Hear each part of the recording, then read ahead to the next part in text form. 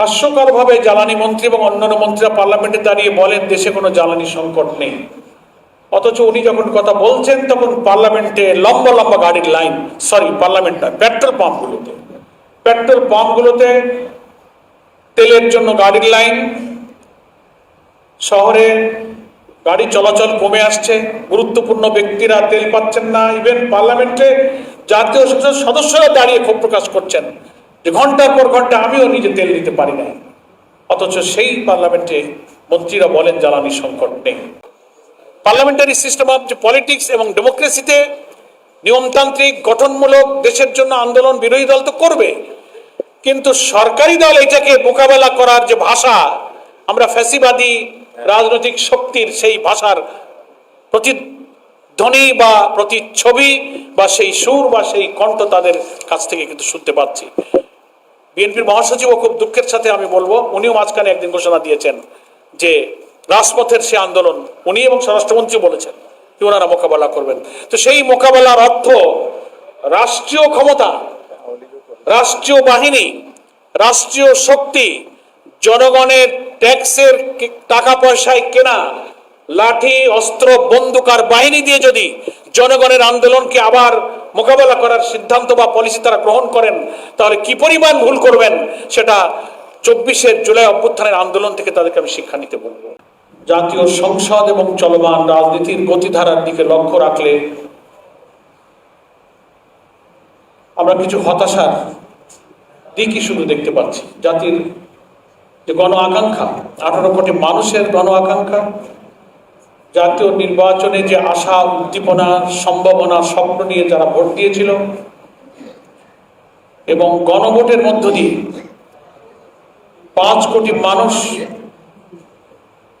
বিদ্যমান রাষ্ট্র ব্যবস্থা সংস্কারের মধ্য দিয়ে একটি নতুন রাষ্ট্র কাঠামোর মাধ্যমে দেশকে দলীয়করণ, দুর্নীতি, সন্ত্রাস, কর্তৃত্ববাদী শাসন, চাঁদাবাজি এবং একক ব্যক্তির হাতের কর্তৃত্বের শাসন থেকে মুক্ত করে ক্ষমতার ভারসাম্য তৈরি করে দেশের উন্নয়ন এবং অগ্রগতির যে স্বপ্ন দেখেছিল সে স্বপ্ন আজও পূরণ হয়নি। সেই হতাশা দূর করে জুলাই জাতীয় সনদে যে জাতীয় ঐক্যের পরিবেশ তৈরি হয়েছিল, তার ভিত্তিতে গণভোটের যে জাতীয় এবং গণরায় আমরা দেখতে পাচ্ছি বেদনার সাথে, সেই গণরায় কিন্তু এখন ক্ষমতায় অধিষ্ঠিত বর্তমান সরকার বাস্তবায়ন করছে না, বরং তার থেকে সোজা একেবারে ইউটার্ন করে নানান অজুহাত তুলে ভিন্ন ব্যাখ্যা দিচ্ছেন। জাতির এই আশাভঙ্গ, দেশবাসীর স্বপ্ন পূরণ না হওয়া, জাতীয় সংসদে বিরোধী দলের কণ্ঠ রোধ করে গুরুত্বপূর্ণ ইস্যুগুলোতে বক্তব্য দেওয়া, আমাদের 133টি অধ্যাদেশ তার প্রতি কি পরিমাণ অবিচার করা হয়েছে, জাতীয় গুরুত্বপূর্ণ ইস্যুগুলো, গণভোটের রায় বাস্তবায়ন, জুলাই সনদের পুরোপুরি বাস্তবায়নের ইস্যুগুলোকে কিভাবে উপেক্ষা করা হচ্ছে, দেশবাসী তা কিন্তু লক্ষ্য করছে। সে কারণে 11 দলের ঐক্যের শীর্ষ নেতৃবৃন্দ কয়েক দফা বৈঠক করেছেন এবং আপনারা জানলেন যে আজকে সকাল 11টা থেকে 11 দলের শীর্ষ নেতৃবৃন্দ গুরুত্বপূর্ণ বৈঠকে মিলিত হয়েছিলেন এবং সেখানে চলমান আন্দোলনের ভবিষ্যৎ কর্মসূচি ঘোষণার জন্য আজকের এই সংবাদ সম্মেলনের আহ্বান করা হয়েছে। ইতিপূর্বে কয়েক দফা কর্মসূচি ঘোষিত হয়েছে এবং সেটা আমরা সারা দেশে রাজধানী থেকে সব জায়গাতে সফলভাবে সুসম্পন্ন করতে পেরেছি, আলহামদুলিল্লাহ। আমরা শীর্ষ নেতৃবৃন্দের নির্দেশে আজকে প্রত্যেকটি দলের মহাসচিব এবং তার প্রতিনিধিরা এখানে সংবাদ সম্মেলনে আপনাদের সামনে শীর্ষ নেতৃবৃন্দের সর্বসম্মত গৃহীত চলমান আন্দোলনের ভবিষ্যৎ কর্মসূচি কিছুক্ষণের মধ্যে আপনাদের খেদমতে এবং জাতির উদ্দেশ্যে পেশ করতে যাচ্ছি। সাংবাদিক বন্ধুগণ, আমরা গণভোটের যে গণরায় সেটা বাস্তবায়নই আমাদের এই আন্দোলনের প্রধানতম লক্ষ্য, কিন্তু বিদ্যমান যে জনদুর্ভোগ, জ্বালানির যে সংকট, হাস্যকরভাবে জ্বালানি মন্ত্রী এবং অন্যান্য মন্ত্রীরা পার্লামেন্টে দাঁড়িয়ে বলেন দেশে কোনো জ্বালানি সংকট নেই, অথচ উনি যখন কথা বলছেন তখন পার্লামেন্টে লম্বা লম্বা গাড়ির লাইন, পার্লামেন্ট নয়, পেট্রোল পাম্পগুলোতে তেলের জন্য গাড়ির লাইন, শহরে গাড়ি চলাচল কমে আসছে, গুরুত্বপূর্ণ ব্যক্তিরা তেল পাচ্ছেন না। ইভেন পার্লামেন্টে জাতীয় সংসদ সদস্যরা দাঁড়িয়ে ক্ষোভ প্রকাশ করছেন যে ঘন্টার পর ঘন্টা আমিও নিজে তেল নিতে পারি না, অথচ সেই পার্লামেন্টে মন্ত্রীরা বলেন জ্বালানি সংকট নেই। সার সংকট এই জ্বালানি থেকে তৈরি হচ্ছে। কৃষি, আধুনিক যন্ত্রপাতি, এখন ফসল কাটা, ফসল তোলা, মাড়াই করা, প্রত্যেকটি জায়গায় আধুনিক যন্ত্রপাতি ব্যবহৃত হচ্ছে, যার জন্য জ্বালানির প্রয়োজন। সামনে বড় মৌসুম, সার সংকট, হাম পরিস্থিতি উদ্বেগজনক। প্রায় 1.5 লক্ষের মতো হামের রোগী সংকটপূর্ণ অবস্থায় বিভিন্ন হাসপাতালে। স্বাস্থ্য খাত একেবারেই ভেঙে পড়েছেন। পার্লামেন্টে স্বাস্থ্যমন্ত্রীর বিবৃতি, বক্তব্য আর হাসপাতালগুলোর চেহারা একেবারেই বিপরীত। আইন শৃঙ্খলা পরিস্থিতি চরম অবনতি, চাঁদাবাজি আবার চলছে, মারামারি দখলদারি আবার চলছে, খুন খারাপি চলছে। বিভিন্ন জায়গার কমিটি, নানান জায়গার সমিতি কমিটিতে সেই কর্তৃত্ববাদী শাসনের মতো এখন দখলবাজি শুরু হয়েছে। দখল হচ্ছে, বাতিল হচ্ছে, এবং একটা দলের নেতৃত্বে দেশ যেন আবার সেদিকে চলে যাচ্ছে। আর ব্যাংক খাত একেবারেই ধ্বংস করার দিকে এভাবে চলে গেছে। এমন কোন নজির আছে কিনা একটা সরকার ক্ষমতা এসে 1-1.5 মাস যে পারে নাই 40-42 হাজার কোটি টাকা শুধু ব্যাংক থেকে ঋণ করেছেন, আর ব্যাংকগুলো দখল করে নিজেদের সিন্ডিকেটওয়ালা লোকদের হাতে ব্যাংক তুলে দিয়ে সাধারণ গ্রাহক কোটি কোটি যারা আমানত রেখে এখন চরম উদ্বিগ্নতার জন্য রাজপথে নামছেন, বক্তব্য রাখছেন, কথা বলছেন। এই সামগ্রিক জনস্বার্থ, জনদুর্ভোগ দূর করা এবং দলীয়করণের মধ্য দিয়ে দেশকে যে আবার সেই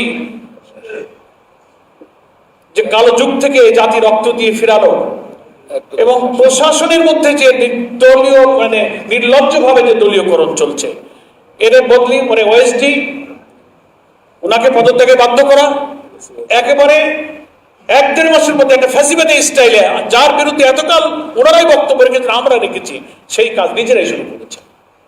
সচিবালয় থেকে শুরু করে একেবারে সিভিল অ্যাডমিনিস্ট্রেশনের অধস্তন পর্যন্ত সব সরিয়ে দিচ্ছে। তো ফলে আমরা দেখছি যে শাসন ব্যবস্থার, রাষ্ট্র ব্যবস্থার কোনো গুণগত পরিবর্তন হয়নি। সে কারণে এর একমাত্র সমাধান হচ্ছে জুলাই সনদে যে সংস্কারের ব্যাপারে জাতি ঐক্যবদ্ধ হয়ে সম্মতি দিয়েছিল, সবাই সংস্কারের পক্ষে। জুলাই সনদে আমরা স্বাক্ষরকারী যে দলগুলো ছিলাম, প্রত্যেকটি কথা জুলাই সনদের সবকিছুই পুরোপুরি বাস্তবায়ন করা ছাড়া এর যে আইনি ভিত্তি, আমাদের সংবিধান সংস্কার পরিষদের অধিবেশন আহ্বান এবং সেটাকে এই জুলাই সনদকে আইনে রূপান্তরিত করে সংবিধানের অংশ হিসেবে যুক্ত করা, এই ছাড়া আমাদের সামনে আর কোনো সমাধান নেই। সেই জন্য সমাজের সাংবাদিক বন্ধুগণ, সেই গণভোটের গণরায় বাস্তবায়নের জন্য আমরা চলমান আন্দোলনকে এগিয়ে নিয়ে যাওয়ার জন্য আমরা পরবর্তী দফার কর্মসূচি আজকে ঘোষণা করছি, যা কিছুক্ষণ পূর্বে আমাদের শ্রদ্ধেয় শীর্ষ নেতৃবৃন্দ এই কর্মসূচির ব্যাপারে একমত পোষণ করেছেন। আমাদের এই আন্দোলন ইনশাআল্লাহ চলবে। দফায় দফায় শীর্ষ নেতৃবৃন্দ পরিস্থিতির আলোকে এই গণভোটের গণরায় বাস্তবায়ন শীর্ষে, আর প্রত্যেকটি সময়ের চলমান জনদুর্ভোগ সম্পর্কে আন্দোলনও আমাদের ইস্যুতে থাকবে। আমরা সেই কর্মসূচিগুলো আপনাদের কাছে একে একে ঘোষণা করছি। আমরা আপাতত এই দফায়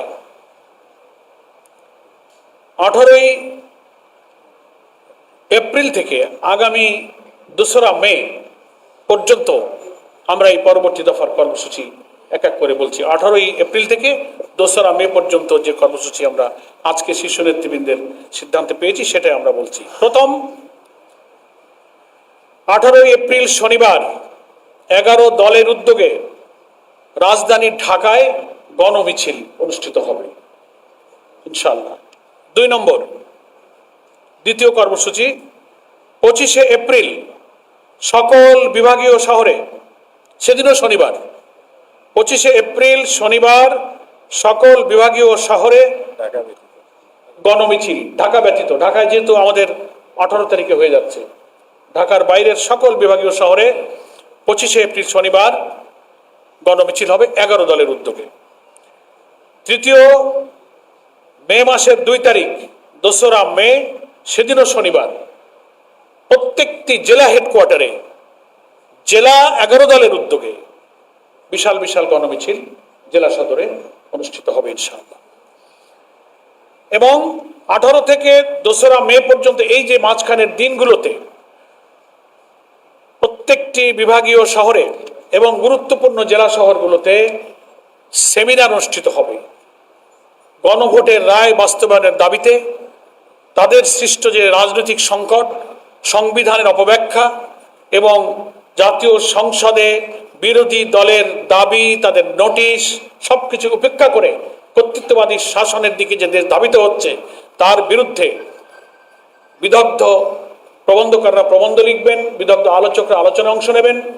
প্রত্যেকটি বিভাগীয় শহর এবং গুরুত্বপূর্ণ জেলা সদরে 18 থেকে আগামী 2রা মে পর্যন্ত, 18 এপ্রিল থেকে লিফলেট বিতরণ এবং সেমিনারের আয়োজন চলবে জেলায় জেলায় এবং বিভাগে বিভাগে। এর পরবর্তী ধাপে এই কর্মসূচির পর আমরা শীর্ষ নেতৃবৃন্দের কাছ থেকে সিদ্ধান্ত পেয়েছি যে বাংলাদেশের প্রত্যেকটি বিভাগীয় শহরে 11 দলের উদ্যোগে সেই বিভাগের অধীন সমস্ত জেলার 11 দলের যৌথ সহযোগিতা এবং ব্যবস্থাপনায় বিশাল বিশাল সমাবেশ অনুষ্ঠিত হবে বিভাগীয় সদরগুলোতে এই 2রা মের পর থেকে। সেই শিডিউলটা আমাদের লিয়াজো কমিটি অবিলম্বেই বসবেন এবং তার সুনির্দিষ্ট তারিখগুলো ওনারা ঘোষণা করবেন। 12টি সিটি কর্পোরেশন এবং বিভাগীয় সদর মিলে এই বিভাগীয় সদরগুলোতে সমাবেশ অনুষ্ঠিত হবে। সেখানে 11 দলের প্রত্যেকটি দলের শীর্ষ নেতারা এই বিভাগীয় শহরের এই সমাবেশগুলোতে ইনশাআল্লাহ উপস্থিত থাকবে।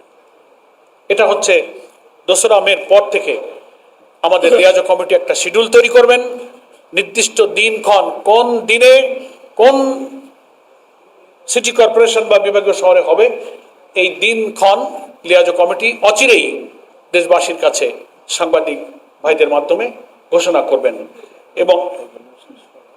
এবং এইগুলো শেষ হওয়ার পর এটা শিডিউল আপনারা জানতে পারবেন দিনক্ষণ। তারপর পরিকল্পনা নেওয়া হয়েছে যে এই রাউন্ড করে আসার পরে রাজধানীতে 11 দলের উদ্যোগে একটা বিশাল জাতীয় মহাসমাবেশের আয়োজন করে শীর্ষ নেতৃবৃন্দ পরবর্তী দফার কর্মসূচি ইনশাআল্লাহ ঘোষণা করবেন। আমি আশা করি আপনাদের কাছে আমাদের আজকের 11 দলের শীর্ষ নেতৃবৃন্দের সর্বসম্মত চলমান আন্দোলনের পরবর্তী কর্মসূচিগুলো ঘোষণা করতে পেরেছি। যদি কারোর কাছে অস্পষ্ট থাকে আপনারা প্রশ্নের মাধ্যমে পরিষ্কার করে নিতে পারবেন। আপনাদের সকলকে ধন্যবাদ।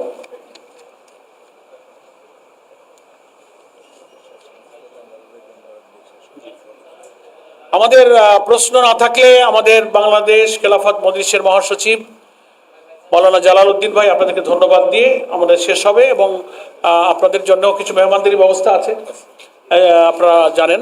তো আর কোনো গুরুত্বপূর্ণ প্রশ্ন না থাকলে এবং কর্মসূচির দিনক্ষণ যদি পরিষ্কার হয়ে থাকে আমার মনে আমরা সময় আর লম্বা না করি, 1:30 বাজতে যাচ্ছে, আমার মনে শেষ করতে পারি আমরা। আলহামদুলিল্লাহ। এখন জালাল ভাই একটু ধন্যবাদ দেবেন, বলেন এখানে। হ্যাঁ বলো একটু প্লিজ।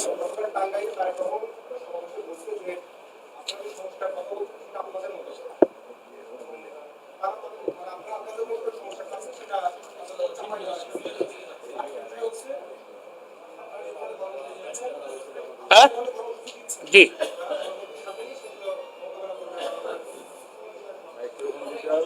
ধন্যবাদ। 2টা প্রশ্ন।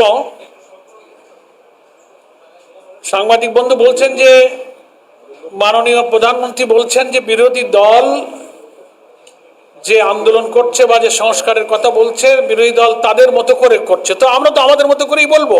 আমাদের মতো বলতে জুলাই সনদে 84টি সংস্কার প্রস্তাবে ঐক্যমত্য হয়েছে, যেগুলো যা জুলাই সনদের ঐক্যমত্য কমিশনের সর্বসম্মত সিদ্ধান্ত হয়ে আছে, গণভোটে যা অনুমোদিত হয়েছে, এটাই আমাদের আন্দোলনের কর্মসূচি। তা আমাদের মতো করে নয়, জনগণের 5 কোটি মানুষের গণভোটে যে আন্দোলনের সুফল তারা ঐক্যমত করেছে, সেটাই আমাদের আন্দোলনের কর্মসূচি। এখানে আমাদের মতো কোনো ব্যাখ্যার সুযোগ নেই। বরং আমরা বলবো, মাননীয় প্রধানমন্ত্রী যদি এটা বলে থাকেন তাহলে উনি ভুল বলেছেন। বরং ওনারা যে ব্যাখ্যা দিচ্ছেন জুলাই সনদ আর সংস্কারের, সেটা হচ্ছে গণভোটের রায়ের বিপরীত, গণভোটের চেতনা, গণভোটের ফলাফলের বাইরে ওনারা ব্যাখ্যা দিচ্ছেন। এটার সাথে জনমতের কোনো সম্পর্ক নেই। সেকেন্ড আর একটা কি প্রশ্ন আমার সাংবাদিক বন্ধু? না, একটু ওই যে আমাকে যেটা প্রশ্ন করলো, এই আন্দোলনকে ওনারা জনগণকে সাথে নিয়ে মোকাবেলা করবেন। তো ঠিক আছে, অসুবিধা নেই। গণতান্ত্রিক দেশে পার্লামেন্টারি সিস্টেম অফ পলিটিক্স এবং ডেমোক্রেসিতে নিয়মতান্ত্রিক গঠনমূলক দেশের জন্য আন্দোলন বিরোধী দল তো করবে, কিন্তু সরকারি দল এটাকে মোকাবেলা করার যে ভাষা, আমরা ফ্যাসিবাদী রাজনৈতিক শক্তির সেই ভাষার প্রতিধ্বনি বা প্রতিচ্ছবি বা সেই সুর বা সেই কণ্ঠ তাদের কাছ থেকে কিন্তু শুনতে পাচ্ছি।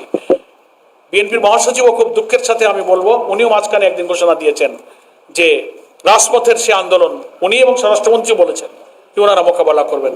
তো সেই মোকাবেলার অর্থ রাষ্ট্রীয় ক্ষমতা, রাষ্ট্রীয় বাহিনী, রাষ্ট্রীয় শক্তি, জনগণের ট্যাক্সের টাকা পয়সায় কেনা লাঠি, অস্ত্র, বন্দুক আর বাহিনী দিয়ে যদি জনগণের আন্দোলনকে আবার মোকাবেলা করার সিদ্ধান্ত বা পলিসি তারা গ্রহণ করেন, তাহলে কি পরিমাণ ভুল করবেন সেটা 24 জুলাই অভ্যুত্থানের আন্দোলন থেকে তাদেরকে আমি শিক্ষা নিতে বলবো।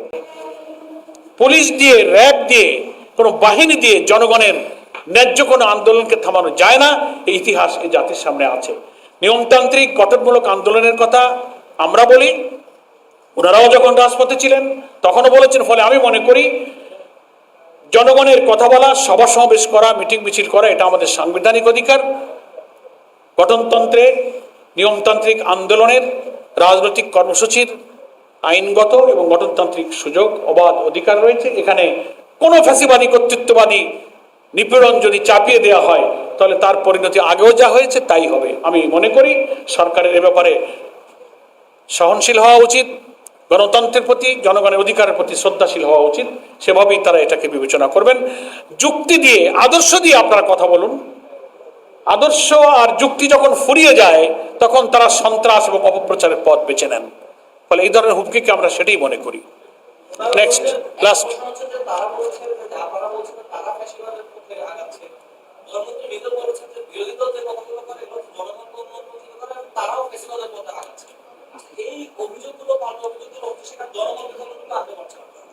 সেটা সামনে ভবিষ্যৎ বলে দেবে। এগুলো যে তাদের নিজেদের সান্ত্বনা পাওয়ার কথা।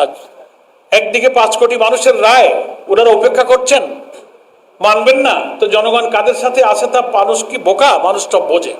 এটা হচ্ছে তাদের নিজেদের সান্ত্বনা দেওয়া। মানুষ এখন কিন্তু এগুলো আর বুঝতে বাকি নেই, মানুষ সব এখন বোঝে। তো ঠিক আছে, আমার মনে হয় প্রশ্ন, হ্যাঁ একদম।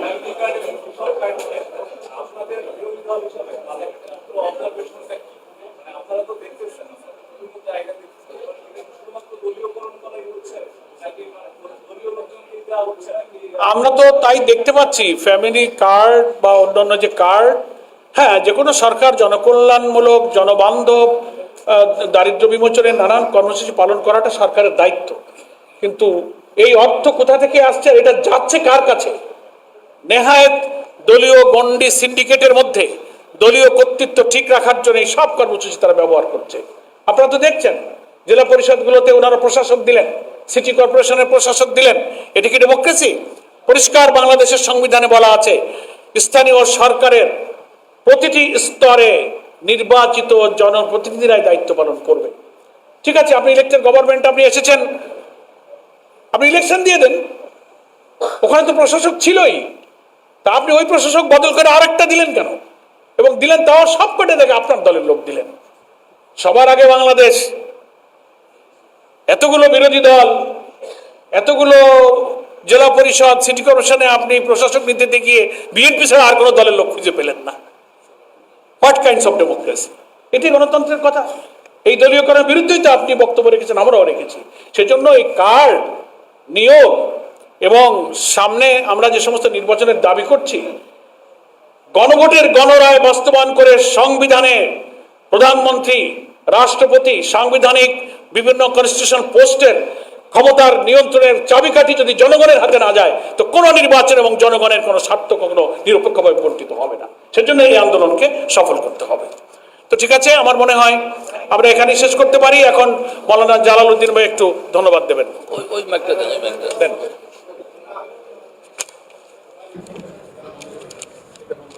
আসসালামু আলাইকুম ওয়া রাহমাতুল্লাহ। হ্যাঁ, এবার হবে। আসসালামু আলাইকুম ওয়া রাহমাতুল্লাহ।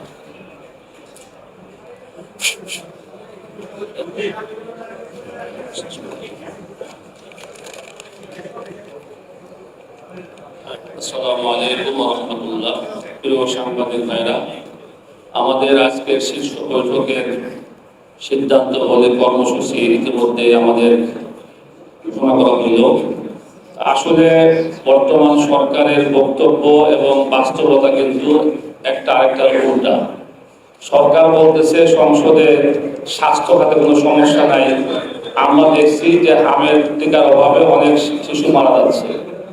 সরকার সংসদে বলতেছে জ্বালানি সংকট নেই।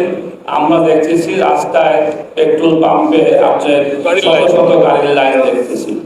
সরকার বলতেছে তারা গণভোটের জুলাই সনদের প্রতিটা অক্ষরে অক্ষরে বাস্তবায়ন করবে। আমরা দেখলাম যে তারা এই 30 দিনের যে বাধ্যবাধকতা জাতীয় সংসদে তারা গণভোট সহ অনেকগুলো গুরুত্বপূর্ণ সেক্টর তারা কি করলো, সংসদ উত্থাপন না করে ল্যাপস করে দিল। অর্থাৎ সরকারের বক্তব্য, প্রতিটা বক্তব্যই প্রতারণার সামিল।